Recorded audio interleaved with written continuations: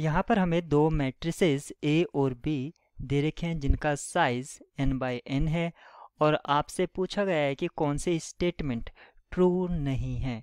तो हम जानते हैं, अगर स्टेटमेंट ए को चेक करते हैं, determinant of A B equals होता है, अगर ये square matrices of same order है, determinant of A into determinant of B. Statement first आपकी करेक्ट हो जाती है।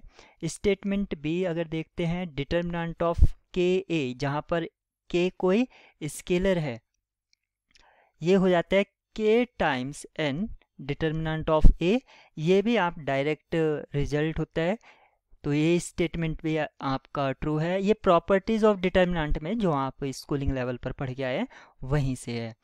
अब यहाँ पर जो ऑप्शन सी है, determinant of A plus B equals होता है determinant of A plus determinant of B, ये आपके गलत स्टेटमेंट है। आप डायरेक्ट इसको पुट कर सकते हैं, लेकिन हम डी को वेरीफाई कर लेते हैं कि हाँ, क्योंकि इस तरह से डिटर्मिनेंट ऑफ ए ट्रांसपोज हमने कोई प्रॉपर्टीज़ में नहीं पढ़ा है, इसको हम कैलकुलेट करके देखते हैं। तो सबसे पहले हम ये जानते हैं इस ऑप्शन के लिए, ऑप्शन डी के लिए, determinant of A transpose equals होता है डिटर्मिनेंट ऑफ ए, यानी कि किसी भी मैट्रिक्स का डिटर्मिनेंट उसके ट्रांसपोज के इक्वल होता है।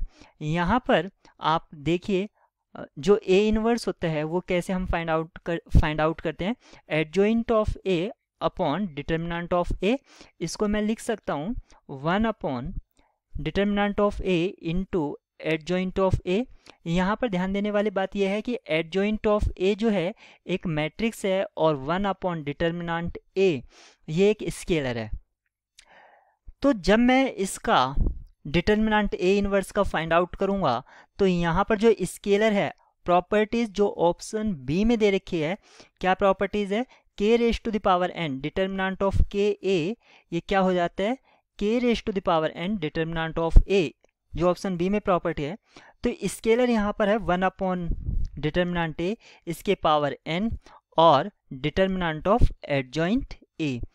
अब एडजॉइंट a का डिटर्मिनेंट हम कैसे फाइंड आउट करते हैं, डायरेक्ट फॉर्मूला है। यहाँ पर जो एडजॉइंट का डिटर्मिनेंट होता है वो होता है determinant of A raise to the power n-1।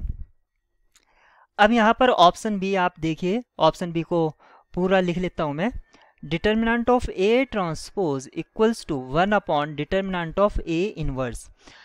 A inverse का यहाँ पर हमने डिटर्मिनेंट कैलकुलेट कर लिया है, तो वो हो जाएगा determinant of A raise to the power n upon determinant of A raise to the power n-1।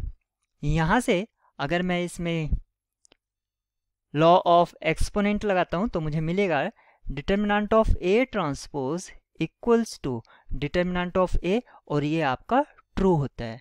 तो इस तरह आपने देखा है कि जो स्टेटमेंट डी है वो हमारी एक ट्रू स्टेटमेंट है। तो यहाँ पर आपसे पूछा गया था विच इज़ नॉट ट्रू, यानी कि इस प्रॉब्लम के लिए जो की होगा वो ऑप्शन सी होगा।